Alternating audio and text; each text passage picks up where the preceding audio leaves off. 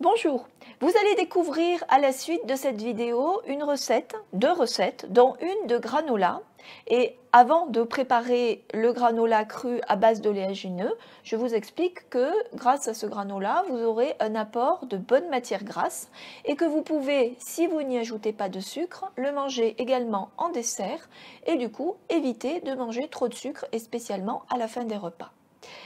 Alors, je voulais aussi vous apporter quelques précisions concernant tout ce qui est gras dans l'alimentation. Très souvent, c'est ce qu'on veut supprimer, contrôler. On va être tenté de manger soit des produits allégés en gras, ou alors de supprimer certains aliments gras en se disant « bah oui, mais ça va me faire grossir ». Ou alors, c'est à cause de ça que j'ai du cholestérol. Et très souvent, j'entends « oui, mais je ne veux pas manger trop d'avocats parce que ça va me faire grossir » ou « c'est pas bon, c'est trop de gras ». Les amandes, ça fait grossir. Le jaune d'œuf, ça fait grossir. C'est faux. C'est faux.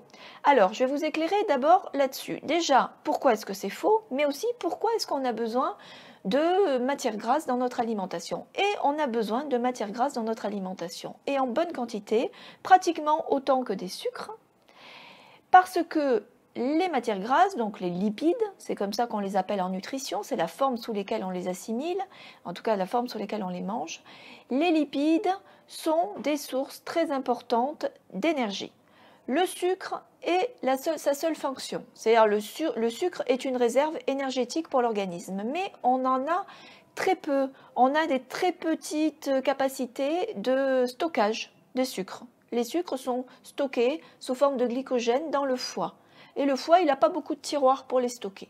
Quand on va continuer à manger du sucre, de toute façon, le foie, une fois qu'il n'a plus de place, va le transformer en gras pour pouvoir le mettre ailleurs et le stocker de façon différente.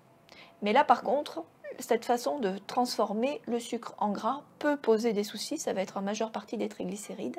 Et vous savez que dans vos analyses de sang, si vous en avez trop, c'est pas très bon signe. Donc il vaut mieux manger des bonnes matières grasses. Les bonnes matières grasses, elles, vont être stockées sous la peau, essentiellement, mais on en a besoin. Alors quand on a des mauvaises graisses, on va avoir plutôt de la cellulite, mais quand on a des bonnes matières grasses sous la peau, on va avoir une chair ferme. On va avoir du gras dessous, mais ça ne va pas être tout mou, ça va être ferme. C'est ce qu'on appelle des graisses brunes. Bon, ça, je vous expliquerai dans une autre vidéo pourquoi graisse blanche, graisse brune.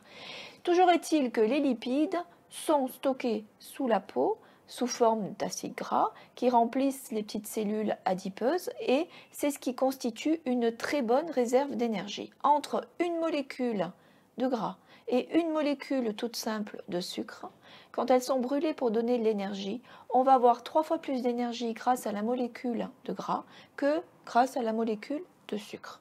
Donc c'est une très bonne réserve énergétique.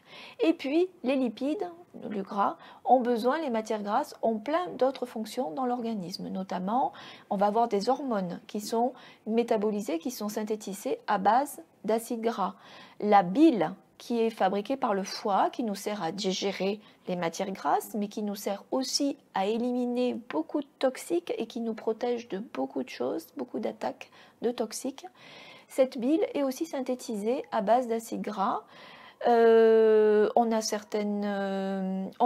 la paroi de nos cellules, l'enveloppe des cellules, la paroi, est fabriquée à base de matières grasses et entre autres de cholestérol.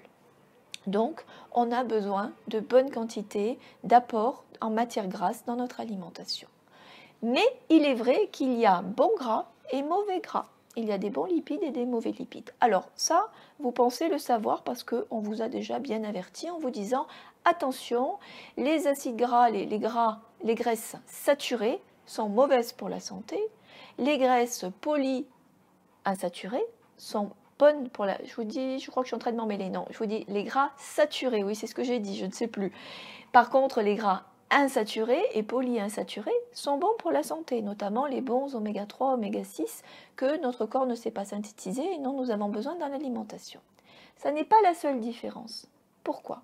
La preuve. On vous dit que l'huile de coco est excellente pour la santé. Mais l'huile de coco, c'est quoi? C'est essentiellement du gras saturé.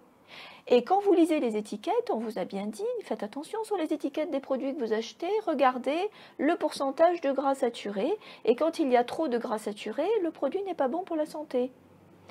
Mais ça n'est pas la seule différence. Alors pourquoi est-ce qu'on aurait des bons gras saturés dans l'huile de coco et des mauvais gras saturés dans le paquet de gâteaux bio qu'on achète?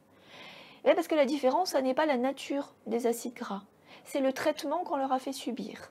Quand on chauffe de matière grasse, chauffer ou cuire, hein, mais sans aller forcément jusqu'à cuisson forte. On vous dit quand ça fume, on a détruit l'huile, elle est plus bonne par exemple. Pas besoin d'aller jusqu'à la faire fumer. Chaque fois qu'on utilise une matière grasse dans un plat qu'on fait chauffer et qu'on cuit, on va changer la nature des molécules d'acides gras et ils vont devenir des espèces de toxiques pour l'organisme. Ils ne sont plus très bien assimilables, ils ne sont pas utilisables pour l'organisme. Donc ça, c'est la vraie différence à retenir. Il nous faut dans notre alimentation beaucoup de matières grasses crues. Et inutile, je ne veux plus entendre que les amandes sont mauvaises pour la santé et font grossir, que les avocats peuvent faire grossir et que mettre 2 cuillères à soupe d'huile d'olive dans sa salade, oh là là, il faut faire attention, une cuillère à café, ça suffit. Non, non, non, pas du tout. Par contre, il faut utiliser le moins de gras pour cuire et il faut manger des gras crus. Chaque fois qu'on va manger des gras crus, si c'est des bons produits, bien évidemment, on va se faire du bien. Et il en faut des bonnes quantités dans l'alimentation. Et c'est pourquoi la recette de granola qui va suivre est une recette santé dont il ne faut pas se priver. Alors bien évidemment, après, il faut avoir la mesure de ce qu'on mange. Si dans votre repas, vous avez déjà mangé de l'avocat, des amandes, du poisson gras, ajouté de l'huile d'olive et que vous avez encore un grand bol de granola en dessert, il est possible que ça fasse trop. Il ne faut quand même pas non plus tomber dans les excès. Mais, tout état de cause, si vous n'avez pas eu une quantité astronomique de matière grasse dans votre repas et que vous prenez quelques cuillères de granola en dessert parce que vous avez tendance à avoir envie ou besoin de quelque chose de sucré, ça va faire office, parce qu'en mâchant bien, vous allez voir, vous avez un goût sucré, et en même temps, ça va vous apporter des acides gras intéressants pour la santé. Donc, vous avez coup double. Vous vous défaites d'une habitude de manger quelque chose de sucré en dessert, et en même temps, vous apportez des bons acides gras. Il faut aussi retenir quelque chose d'important, c'est qu'il est important, je ferai une vidéo spécialement dédiée au rythme des saisons, mais il faut retenir que l'hiver, spécialement, nous avons besoin de plus de matière grasse. On a souvent tendance, on sent bien qu'on a besoin de manger plus, qu'on a besoin de manger différemment, et on a souvent tendance à compenser par plus de sucre. On va manger des pâtes, on va manger des pommes de terre, on va manger du riz, on va manger beaucoup plus de féculents, tout ça c'est du sucre. Il n'y a pas que le petit dessert sucré, hein. Il n'y a pas que les fruits, il y a aussi tout ça, ce sont des sucres. Et on va en manger plus. Et ça n'est pas du tout ça qu'il nous faut. Il nous faut plus de bonnes matières grasses. Faites l'expérience. Dans un repas, au lieu de manger le plat de pâtes, prenez du granola en dessert ou mangez un peu plus d'oléagineux, mangez des poissons gras, ajoutez un peu plus d'huile crue après cuisson dans vos légumes, vous verrez que vous serez rassasié et vous vous sentirez tellement mieux et pas du tout fatigué sur la digestion. Voilà, c'était les trois choses importantes à retenir, 3 points importants à connaître et à retenir concernant les matières grasses. Alors surtout, bannissez tout ce qui est allégé. Mangez n'hésitez pas, ne vous privez pas sur les matières grasses à condition d'avoir des bons produits, les plus bruts et les plus simples possibles, les plus naturels possibles et toujours crus. Voilà, je vous laisse regarder la recette et j'espère que vous la testerez et que vous l'aimerez.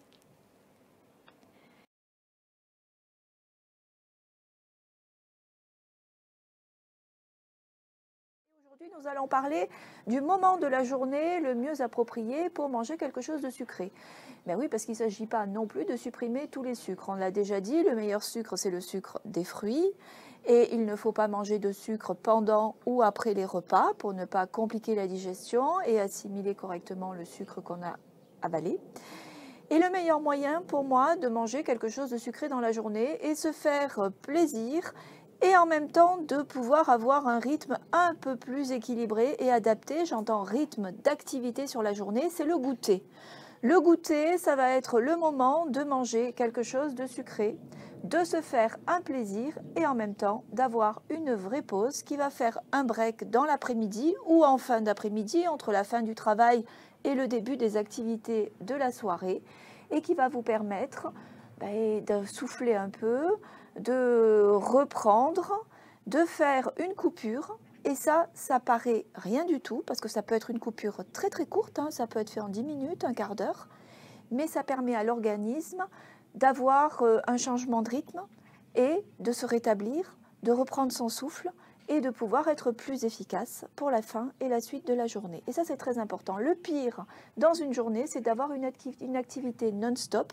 Alors, le pire du pire, c'est qu'elle soit monotone et de ne pas faire de coupures. Il faut vous imposer dans la journée des petites coupures, des changements de rythme, des changements de tâches.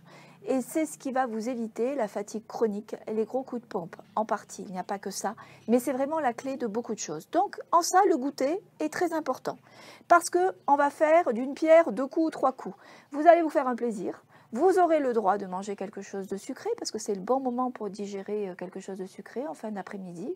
Et puis, vous allez faire un petit break qui va vous permettre de reprendre votre souffle et d'être moins fatigué et de un peu plus respecter votre organisme. Voilà.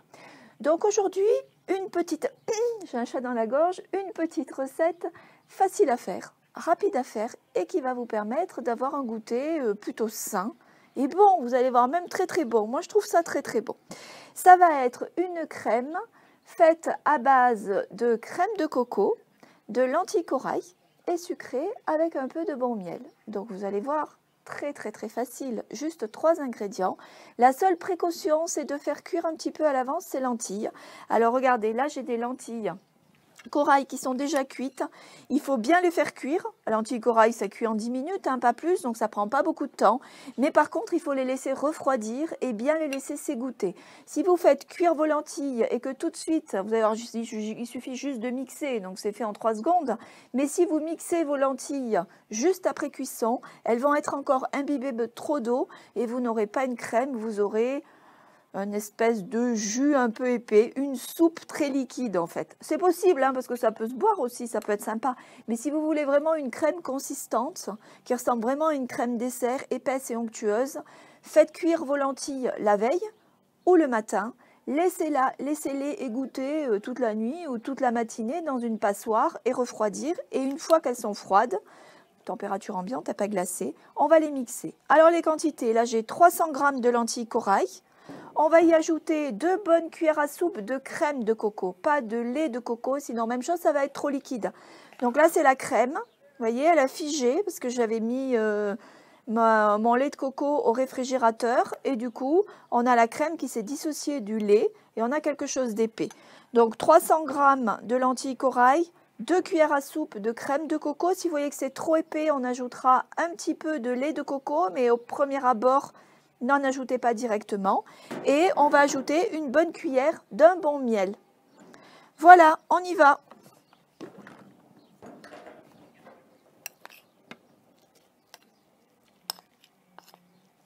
Oups. On va à côté.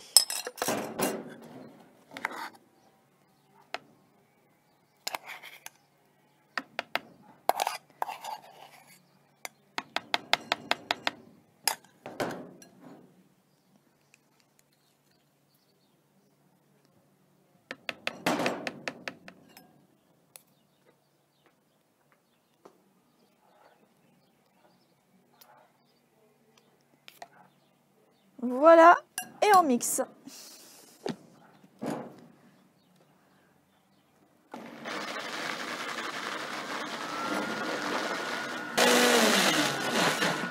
Voilà, l'affaire est faite. Alors regardez, on a une crème onctueuse. On va pouvoir faire des ramequins qu'on peut garder au frais pendant 2 ou 3 jours d'ailleurs. Hein. Vous n'êtes pas obligé de les manger, ça peut se préparer un petit peu à l'avance. Ça se conserve très bien. Et là, vous avez un goûter à la fois sain et franchement très très bon. Je vous invite à essayer. Ensuite, si vous avez envie de l'aromatiser, vous pouvez, pourquoi pas. On peut ajouter un petit peu de vanille, un zeste d'orange, un zeste de citron, un petit peu de cannelle, pas tout en même temps bien sûr, un petit peu de gingembre et de citron si on veut quelque chose d'un peu vif. Voilà, à vous d'essayer, ou un petit peu de cacao. Faites vos essais et amusez-vous bien avec vos goûters.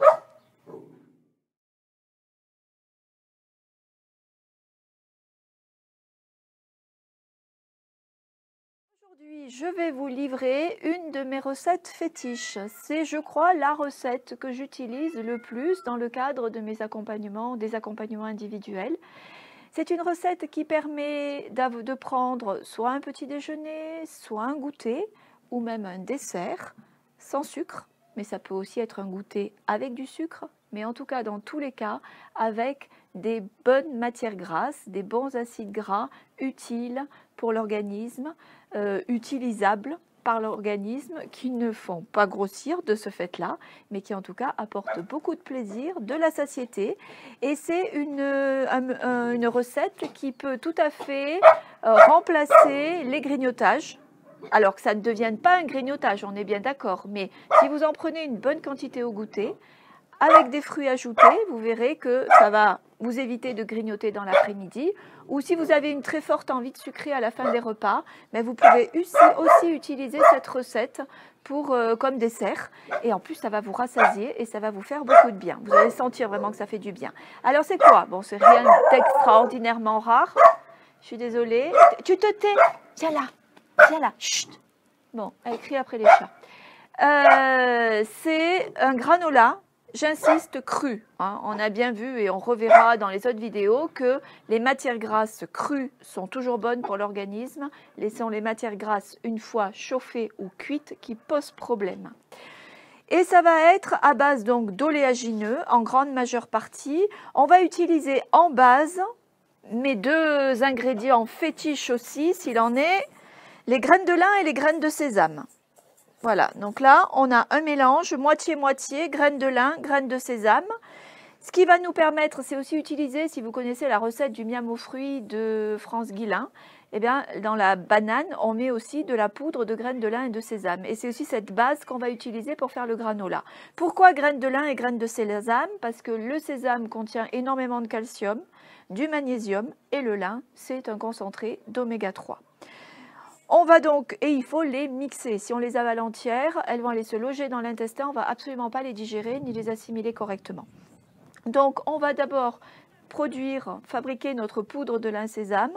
Alors, vous achetez simplement du lin et du sésame, c'est cru. Vous les mélangez à part égale et vous mixez la quantité que vous voulez. Moi, ce que je conseille en principe, c'est d'en avoir une boîte pour la semaine. Ça ne se garde pas très longtemps parce que ça ne se conserve pas très longtemps parce que les oméga 3 rancissent très rapidement. Mais en principe, 5 jours, parfois 7 jours, on peut les conserver. Donc, vous pouvez le week-end faire une boîte de poudre de lin sésame et l'avoir au réfrigérateur et faire votre préparation dans la semaine, entre autres de granola. Donc, poudre de lin et sésame, c'est ce qu'on va faire en premier lieu. Alors, pour faire un bol, ça dépend de votre faim ou à quel moment vous allez manger. Ça peut être un petit bol comme ça. Ça peut être un bol plus grand de cette taille-là. Là, on va faire 4 cuillères à soupe de poudre de lin et de sésame comme base. Allez, on va dire 5 parce que ma cuillère n'est pas très grande.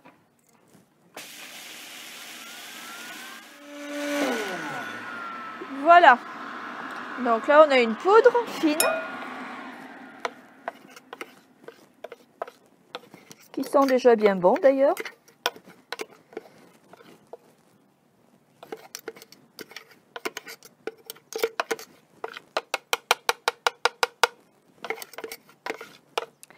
Et c'est maintenant que ça va devenir intéressant. Qu'est-ce que nous allons ajouter là-dedans? Là, je vous propose de faire un granola avec des amandes et des noix en part égale. Mais ça peut être des amandes et des graines de tournesol, un peu d'amandes, un peu de noix, un peu de graines de tournesol. Il peut y avoir des graines de courge, on peut mettre des noix du Brésil, des noisettes, les oléagineux que vous préférez. On va les passer, donc là je vais prendre une bonne poignée de chaque. Je vais les mixer mais très rapidement, hein. Là il ne s'agit pas d'en faire une poudre du tout. Mais juste donner une ou deux impulsions au blender pour éviter de les hacher au couteau. Après, si vous voulez les hacher au couteau, si vous avez un peu de temps ou si vous êtes efficace avec le couteau, ben vous les hachez au couteau.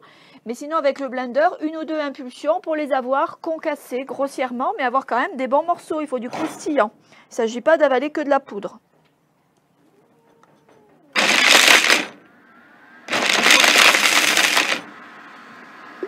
Voilà.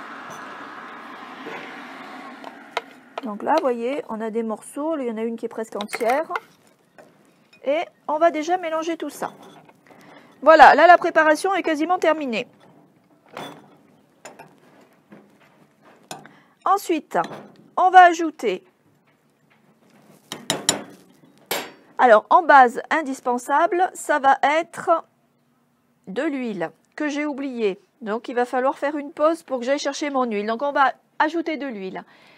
On peut ajouter, si vous aimez le goût de la coco, ce qui fait qui donne un bon goût, qui donne de l'onctuosité, vous pouvez ajouter de l'huile de coco.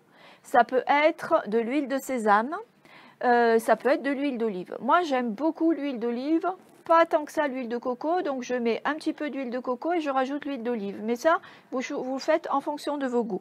Pour cette quantité-là, où on a 4 cuillères à soupe de poudre de lin sésame et une poignée de chaque oléagineux, on va mettre une bonne cuillère et demie d'huile et on va mélanger.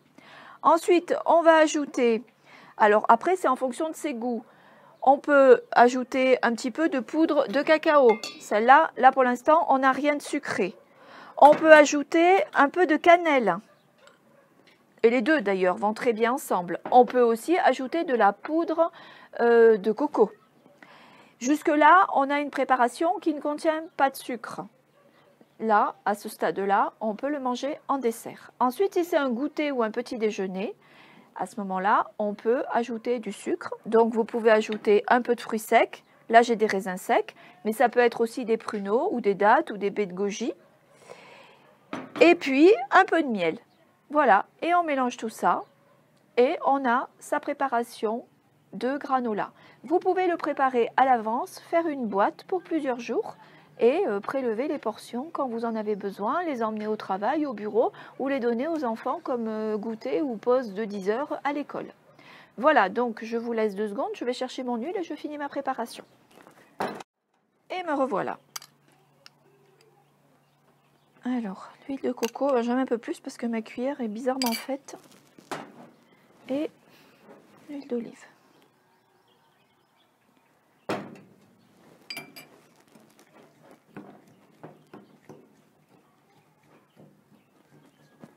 Un peu de poudre, alors un peu de cannelle.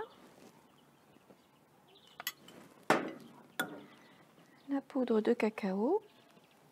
Ça peut être aussi des fèves de cacao si vous voulez, ou si vraiment vous êtes fan de chocolat noir, des petits éclats de chocolat noir aussi. Et là, on considère que ça va être pour le goûter.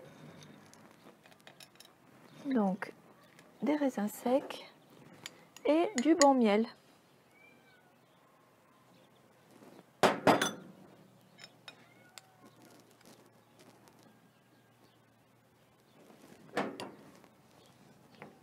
Oups, oups, oups. Et voilà, donc vous voyez, ça fait des petits morceaux qui collent, comme dans le granola, sauf que ça n'est pas cuit. Il y a du croustillant, onctueux, vous avez plusieurs goûts. Eh bien, je vous invite à essayer. Vous verrez, pour l'instant, cette préparation-là fait l'unanimité. Le tout, c'est d'adapter en fonction du moment de la journée auquel vous le mangez et de vos goûts. Et vous pouvez y ajouter des fruits frais, bien évidemment. Alors là, vous avez vraiment un goûter ou un petit déjeuner de roi. Voilà, allez, à vos fourneaux. Voilà, j'espère que cette recette vous a séduit, que vous allez l'essayer et l'adopter. Et si vous êtes intéressé, si vous avez besoin de conseils, d'accompagnement, si vous êtes intéressé par mes conseils, je propose des accompagnements individuels. Donc n'hésitez pas à me contacter par mail, par téléphone. N'hésitez pas non plus à consulter le site où vous verrez toutes nos activités, les stages aussi que l'on propose, notamment avec des stages de détoxification et des stages de jeûne. Et puis, si les recettes et ce qu'on propose sur les vidéos vous séduisent, eh bien, n'hésitez pas non plus à vous abonner à notre chaîne. À très vite.